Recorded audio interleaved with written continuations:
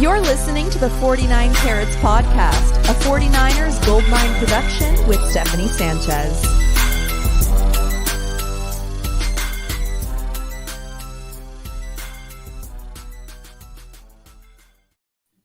What's going on, everyone, and welcome to another edition of the 49 Carats Podcast. I am your host, Steph. Another solo episode. We're going to recap day 2 of 49ers training camp. We're going to start off with a little bit of news before training camp happened. Well, we saw that Eric Armstead was not on the field today. He did not participate. D'Amico Ryans didn't really give any details as to why he did not, but I assume he was excused for the day. Then we had Trent Williams. You guys probably know that Trent Williams did not practice yesterday. He's dealing with a family matter. He did not practice today as well. And Deebo Samuel, he continued his hold in, as we are calling it. So he was present, but he was not participating in any team drills, anything like that. He was just doing his own conditioning work on the sidelines once again. And Trey Lance today said that Deebo has been attending team meetings, which is a good sign. As we've been saying this whole time, everything points towards a deal happening with Deebo Samuel sooner than later. Pads come on Monday, so, anything can happen between now and Monday, and I think Monday would be a good time to start ramping him up. Maybe after that. Who knows? But we just got news that DK Metcalf has actually signed his extension with the Seahawks. I'm actually surprised they got that one done before Deebo Samuel did, but it just goes to show how many, kinks they still maybe have to figure out with Deebo Samuel's contract. So DK Metcalf, he got a 3-year, $72 million extension with the Seattle Seahawks, $58.2 million guaranteed. But of course, when we say guaranteed, these initial numbers don't usually always reflect, the true numbers once we get into the nitty-gritty of the details and everything like that. So we should wait to see what is truly guaranteed for this deal. But he does get a $30 million signing bonus as well, which is an interesting way to, kind of structure this and give Metcalf some money up front. I don't know if the 49ers will try to do something similar. You see this tweet here on the right from Akash. He posted this a little bit ago. Shout out to Akash. I'll just read it off for the audio listeners. Average per year. AJ Brown got $25 million. DK Metcalf got $24 million. Total guarantees, AJ Brown's at 57.2, Metcalf sitting at 58 million. Signing bonus, Brown got 23.2, Metcalf 30 million. And you got to assume that Deebo Samuel is going to be in this range of both of these guys. One thing that I know David Lombardi has mentioned quite a bit, that the sticking point seems to be the guarantees in this deal. And that definitely makes sense. So now that both of these deals are done, again, both from the same agent, Tony Dandy, Mr. Dandy, let's call him that. Deebo's agent, they all share the same agent. So, dealing with similar frameworks here, and certainly like similar, in production as well, as far as these players go. They're all very good. So yeah, hopefully that helps, crank out a deal in the coming days, but we'll continue to keep an eye on it. All right. Ty commented, Steph must be trying to decipher her notes before coming on. See, I ditched the notepad today because the notepad was a mess, and I didn't tweet at all during training camp yesterday because I was so busy just writing my notes, which turned out to not even be very helpful to me at all. So today I ditched the notepad. I went and tweeted all my notes basically as plays were happening. I was tweeting it out. It was great. So definitely going to continue to do that. and I'm sure you guys appreciated it as well. Ty also says DK got paid. Taking short deals seems to be the new trend. Yeah, I mean, for DK Metcalf, I think it makes sense because they don't really have an answer, a long-term answer at quarterback at least. So for him, he's probably like, fine, I'll stay, but don't make me stay too long. You know what I mean? So I think it's a good move by Metcalf for sure. I appreciate it, Ty. Yeah, I'm trying my best out here and trying to get the content out. And so I appreciate you guys being here.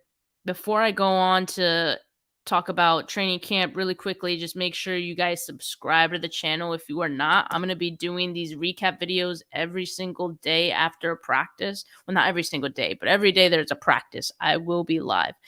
And make sure you like this video. And I love when you guys ask me questions. I love when you guys, comment and interact in the comments. So make sure you do that as well. Love talking to you guys. All right, let's get into it. Jimmy Garoppolo was not seen today as well, which is not a surprise to really anyone, but I'm just going to throw that out there. All right. The first thing I want to talk about today is the defense. We've been talking so much about the defense after training camp today, and for good reason. They dominated the day left and right. I mean, there's really not too much you can say. But first, let's start talking about the defensive line really quick. Even without Eric Armstead, this first team defensive line performed really well. Nick Bosa in particular, no surprises there, of course. He was going against Colton McKivitz, working with the first team because Trent Williams was out. So Colton McKivitz, for the second day in a row, had to line up across Nick Bosa. And, I mean, the results were about what you would expect. Just as a reminder, training camp does not have, there isn't any tackling, right, in these training camps and practice. So you're not going to get any sacks, but I would say Nick Bosa would have had at least a couple of would-be sacks today in practice. That's just how dominant he was today. Again, no surprise. And another thing that you'll see people mention, right? And, you have to agree that the offensive line is at a bit of a disadvantage. The fact that they don't have pads on right now. The pads come on Monday, so I think we'll get a clearer picture as to how this battle of the trenches will look like. Hopefully, Trent Williams is back by then as well, so we'll get a look at what this offensive line will look like with Trent Williams. But for the most part, talking about the offensive line, it was for the most part the same unit as yesterday. So we had Colton McKivitz at left tackle, Jalen Moore at left guard. At center, we saw a little bit of movement there. So yesterday, Jake Brendel took all of the center snaps with the first team unit. Today, Jake Brendel and Daniel Brunskill kind of shared the first team center snaps. All right, so again, they're looking to mix it up. They want to see different combinations, and so both of those guys got a shot at center today. It's interesting, though, that we haven't seen Brunskill at right guard at all, throughout the first 2 days of training camp. So that one is a bit of a surprise. Who has been there in his place has been Spencer Burford, the rookie. He once again got all the first team snaps at right guard. So it seems like they're giving him a legit shot at right guard. And maybe it's because they want to see Brunskill at center more than they want to see him at right guard. And it makes sense. The 49ers know what they have with Brunskill when he plays at right guard. They know how he plays there. So, maybe it's more like, we already saw this. I don't know why I still have this up. Maybe it's like we already saw what Brunskill gives us at right guard. Let's see what he can do at center, whether it be first team or second team. So, yeah, we're going to continue to see different looks between, I think, the center spots. Let me get to some of these questions here. What's going on, Joey? Joey asks, how was Hufanga? I heard a lot about Jimmy. Char and E-Man, but not much on Huff. That is a great question because my segue actually from the offensive line was going to be to the DBs. So let's talk about the DBs really quick because I talked about the defensive line. The defensive line had a great day, but the defensive backs, Charvarius Ward, Emmanuel Mosley, they were impenetrable. Like their coverage was A1 today. The coverage was sticky. They were aggressive at the catch point.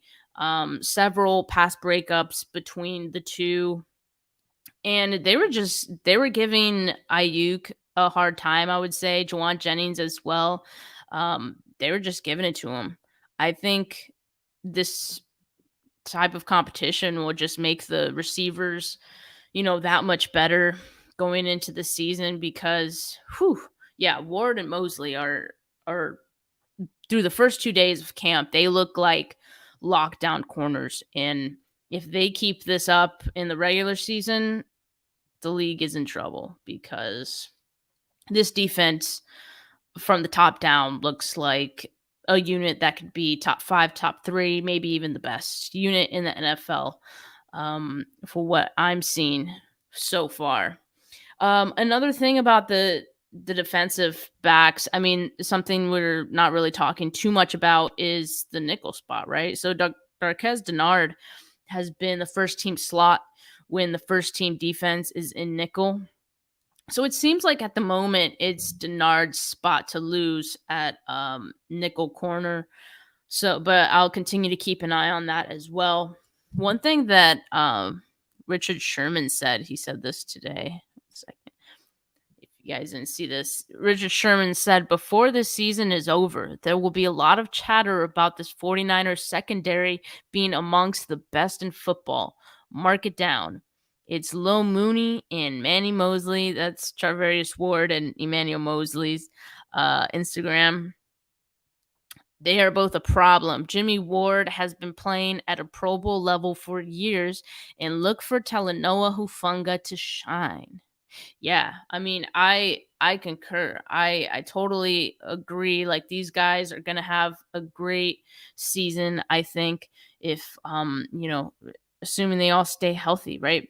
So Hufanga, one thing I wanted to talk about with Hufanga, because Joey, I know you were wondering about him. This is what D'Amico Ryan said on Hufanga today. D'Amico Ryans on Talanoa Hufanga, who looked like, I'm reading David Lombardi's tweet for the audio listeners. D'Amico Ryans on Talanoa Hufanga, who looked like an entrenched starter at safety today, hopped on a Lance pass for a breakup against McLeod. And Joey, that was Hufanga's, biggest play of the game, I would say.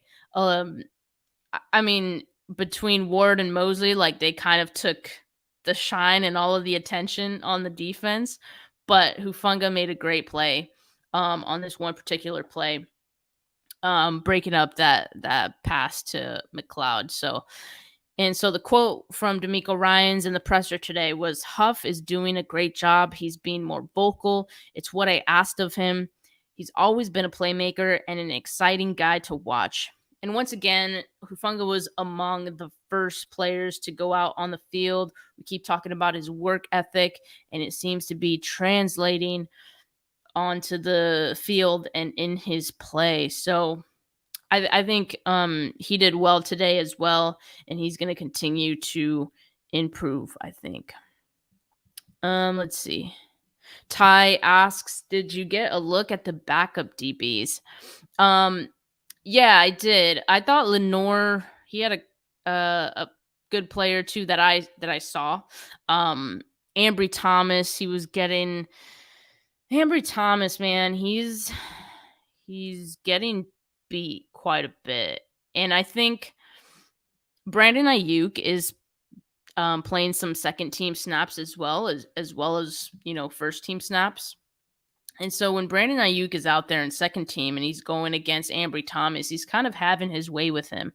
And that's really when Ayuk had most of his action, right? Because as I mentioned, Charvarius Ward and Emmanuel Mosley are kind of they were kind of locking down Ayuk and Jennings, but Ayuk was having his way and having a day against Ambry Thomas, and so that's really when he got his shine. And you could look at that and say, well, okay, that's not good that Ayuk can't beat, Charvarius Ward and Emmanuel Mosley. Like, why can't he get open against these guys? Same goes for Juwan Jennings. You could say the same. But at the same time, you got to be like, tip your hat and say, wow, like this defense is really good. And I mentioned this before, like this is such camp and, practices is so awkward because it's your favorite team going against other guys on the same team, your favorite team.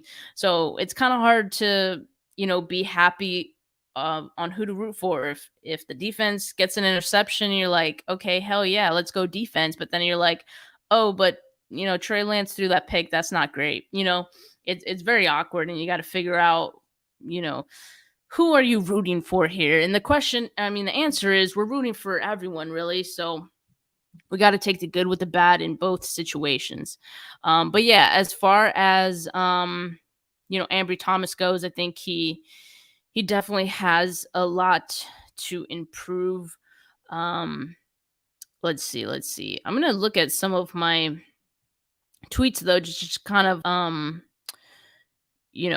remember some of the things that I mentioned as far as some of the other corners, because I know there were a few plays that they made. So if you guys recall, one of the drills that I mentioned that the team did yesterday was Kyle Shanahan was throwing passes to, it wasn't like receivers. It was more like the trainers or assistants and things like that acting as receivers. And they had the secondary unit and they had the linebackers in there as well. So Kyle Shanahan was throwing to, trying to get the ball to these receivers against the DBs and the linebackers.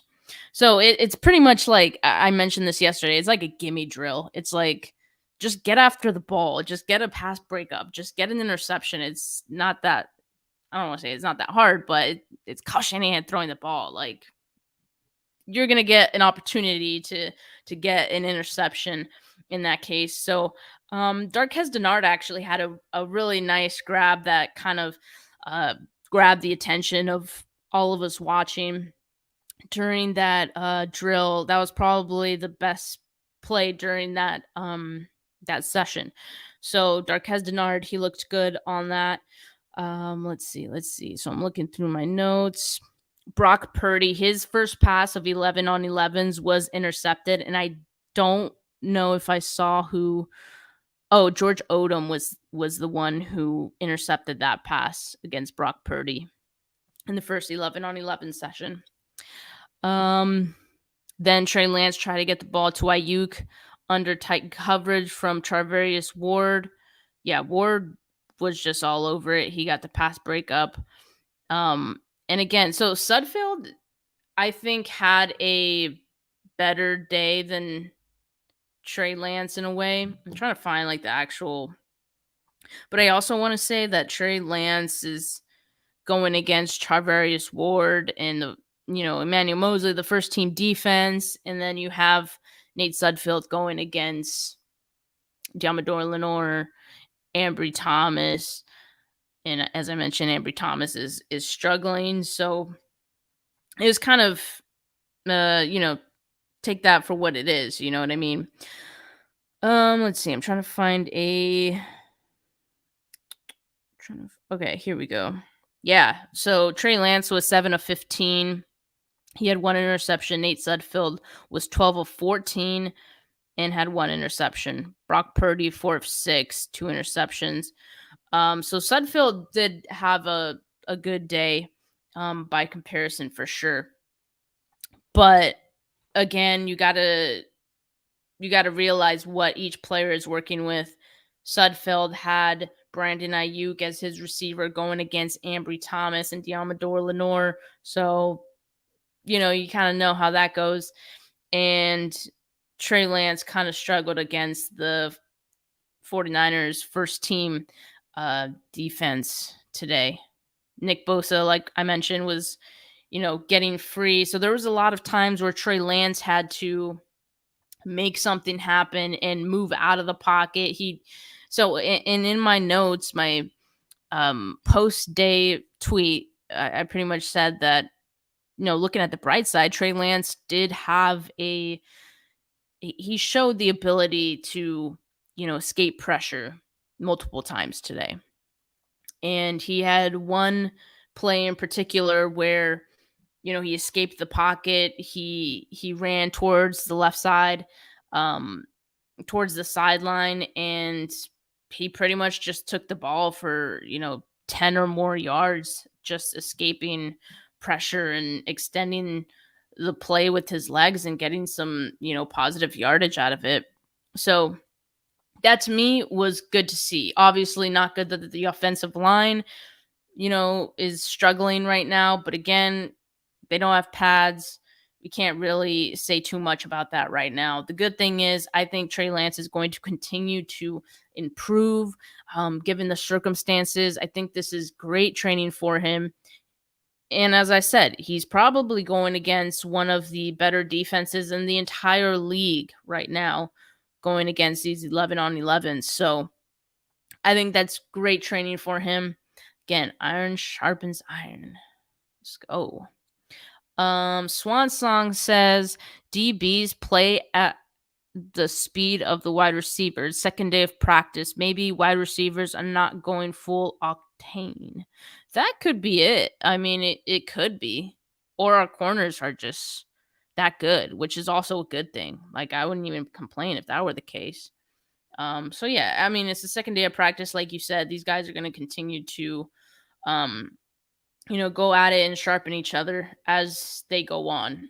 And Swan Song asks, any word on Banks? Haven't heard a peep yet about him. Maybe that's a good thing.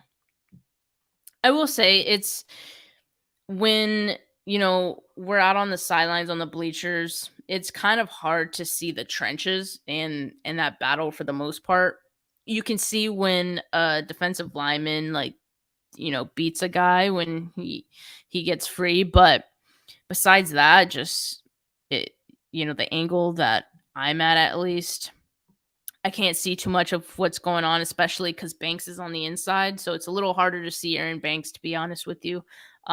So I haven't seen too much of him. And plus, there aren't any, sacks really right now. So there's not like a stoppage in play if someone gets free. And if it would have been a sack, the play doesn't stop. It just keeps going. So even harder to notice if Banks made a mistake and let a guy through. But I, as well, have not even heard a lot of people talking about Aaron Banks, even from the media folks who are right there on the field. So yeah, maybe that is a good thing. Maybe if he was doing bad, we would hear a little bit more about that. Yeah, it's a good point. But I'm gonna try to keep an eye on him. There's no practice tomorrow, but Saturday we are back at it. So I'm gonna make it a point to get a glimpse at Aaron Banks on Saturday. Ty asks, does Purdy's arm look noticeably weak? It did on one play, for sure. There was one play that Purdy had where he did connect with Danny Gray downfield. It was 40 or more yards or something like that. So that's good. I mean, he could throw it, but there was another play where he tried to throw it downfield. And when people say, man, that was a duck. Well, this was a duck, and not only was it a duck, it was someone shot the duck while it was in the middle of the air, and it just that thing just dropped, and it ended up getting intercepted. That one was really weak. That was a weak arm right there. So maybe it's more of a mechanics thing, because his arm doesn't always look weak, but it's clear to me that Brock Purdy is not on the level of Nate Sudfeld. Nate Sudfeld's very solid through 2 days of camp. Even last year, if you guys recall everything that people were saying about Nate Sudfeld, he's a very solid quarterback, and I think he's going to be a really good backup for Trey Lance this year. But yeah, Purdy, that's another story. I don't even know if they would keep him on the roster, to be honest. That's based on what I've seen. Yeah, he's not too great. All right, looking up here. Looking through my notes again. Yeah, so this is the play I was talking about. So there was in the very first 11 on 11, I would say Trey Lance did struggle. And then he got on the field again and he looked way better. Like, I don't know what clicked, or just getting that first bit of rust. I don't know if you call it rust, but maybe he had arm fatigue. I don't know. But he turned it up, and he definitely made some plays that had the crowd hyped. There, like I mentioned, the one play where he escaped pressure, he turned up the field off on by the left side, and he showed his speed. Like, he looked fast, and he gained about 10 plus yards up the sideline. He ran right past the edge. I think it was Nick Bosa. I don't know if it was my eyes were on Trey Lance, but he had that play, and immediately the next play after that was a throw to George Kittle. That one also got the crowd hyped. So it was just like, it was a good sequence for Trey Lance. And even though Ward and Mosley put the clamps on for the most part, like I feel like Trey Lance did overcome some of that in the middle of 11 on 11s. But then it kind of just got not bad again, but it was like ascension and a descension. I don't know. It descended. He threw an interception right to Jimmy Ward, like right in his chest. I don't know how he didn't see him. But yeah, after that, it was like, oh, okay, like, we saw the best of Trey Lance today. But I mean, I don't know. To me, I'm not too concerned about Trey Lance at the moment. Again, just looking at the offensive line that he was working with today, as Brad pointed out earlier today, this current offensive line, a lot of these guys just have like 3 games between them. And so there's not a lot of experience on that offensive line with the unit that they're currently trotting out there for first team. So with how stacked the defensive line is, yeah, you're going to see some struggles. And I thought Trey Lance did a good job of escaping the pocket at some points. And I thought he showed that he can, make some plays regardless of, the pressure that he's under, regardless of, his guys being covered. I like the fact that he tried to get those throws in there regardless of the coverage being so tight. Like, to me, that shows that he isn't afraid. And I think that's a good quality to have. And as he continues going through these practices, I think he's going to learn, what is going to work and what isn't. We got to remember, this is Trey Lance's first year as the starter. And this is his second training camp as the starter.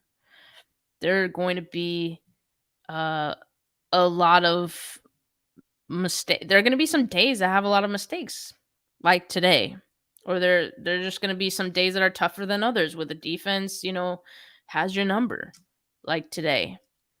And like, it's almost like we're making like excuses for him. And I know the people who don't like Trey Lance are probably, like yelling at someone right now, talking about, well, here come the excuses for Trey Lance, and Jimmy Garoppolo never got that, blah, blah, blah. When Jimmy Garoppolo threw interceptions, no one was defending him, blah, blah, blah. Jimmy Garoppolo was a veteran who should have known better. And that's the difference between Trey Lance making mistakes right now in his second training camp practice as the QB1, and Jimmy Garoppolo last year or the year before that, throwing interceptions and making mistakes in practice. Interceptions happen, by the way. Like, that's just a thing. But, like, I'm just saying, like, bad days in general, we're going to give Trey Lance the benefit of the doubt. Now, if he continues to struggle, then, that's when it's time to, start to be concerned and, question some things. But at the moment, there's no reason to be concerned. Bad days are going to happen. It's about what he does to improve and learn from days like this, right? And the receivers too. Brandon Ayuk and Juwan Jennings can learn a lot from being covered by Ward and Mosley, as hard as they were today. So iron sharpens iron, man. It's gonna be all right. Ty says Trey knows how to make adjustments and step it up. That's a good sign. I agree, and I saw that today. I think he does. He looked better as the practice progressed. Aside from the interception, I would say he did look better for the most part, and that's all you can ask for. Like, if you're gonna make a mistake, all right, fine, but make sure you improve the next time. And he's shown that he can do that in this short span of these two practices. So I feel pretty good about it, and I'm not worried at all, in the least bit. So speaking of like the backup corners, because you guys were asking about that, Lenore did have a really good pass breakup in 11 on 11s going against Nate Sudfeld. Lenore had the pass breakup, ball, flies up in the air, and Saguna Luby catches it for an interception. So good play by the both of those guys. There was another play. Let's see. I'm trying to find the. Oh, another thing, guys. Remember how I said Brock Purdy had that very deep ball to Danny Gray that was like 40 plus yards? That was super impressive by Brock Purdy. Yeah, that would not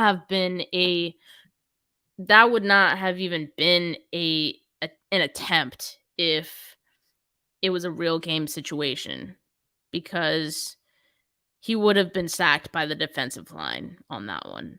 I tweeted that. I was like, yeah, he throws this deep ball downfield to Danny Gray, but it would have been a sack by the defensive line. Like I mentioned, there aren't any sacks right now, but that ball would not have been completed. So take that for what it's worth. Context matters. So just putting it out there. Also thought George Odom had a couple of good plays today that I noticed. So he's not looking bad to me. So on the topic of Trey Lance and escaping the pocket and things like that, Nick Bosa jumped on one play. They threw a flag, but it was pretty much a free play for Trey Lance. And so he finds Brandon Ayuk somewhat downfield, and it would have actually been a really nice play. Like, that would have got the crowd so hyped, and it did for a second because it looked like a catch. But Emmanuel Mosley did not give up on that play. He ended up coming up with the pass breakup really late as they were falling down to the floor. He breaks it up. So again, props to Mosley for how he's putting it all out there right now, and he's looking good doing it. So, but I like the effort from Ayuk too, because it was a good play by everyone involved, I think. But Mosley just slightly better than everyone else on that one. Let's see. Looking at my notes again.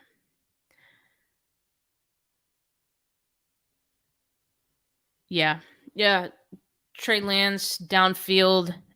he delivered the ball to Juwan Jennings as the pocket was collapsing. Again, showing that ability to, move out of the pocket and extend plays.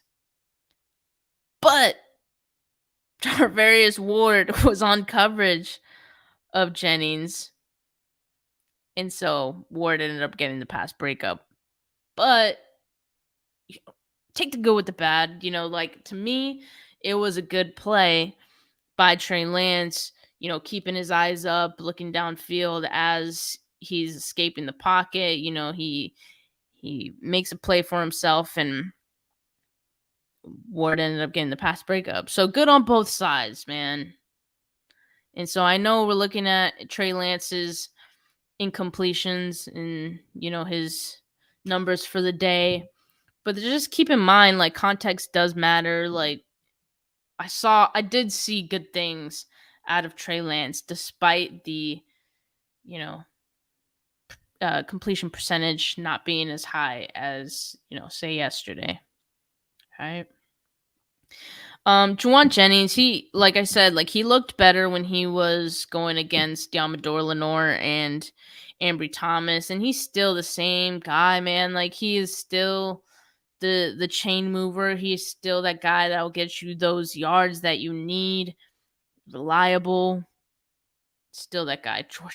Dude, earlier I accidentally said George Mason. I meant to say Jordan Mason. Might be. I don't know why I said George Mason. Similar names, I guess. But I like Jordan Mason. I think he's looking good so far. And he is someone who has impressed me so far through these 2 first days of camp because, one, he's an undrafted free agent. So to be shining this early tells me that there's some good potential there. Emmanuel Mosley as well. Elijah Mitchell, sorry. Elijah Mitchell has looked good as well. He looks to be the starter, if there ever is one, in Kyle Shanahan's offense. He's the closest thing to it right now. So, props to Elijah Mitchell. He looks good. Let's see, what else? Yeah, I mean, for the most part, that's it. If you guys don't follow me on Twitter, I assume all you guys watching do, but I did post a lot of videos and content on about the day.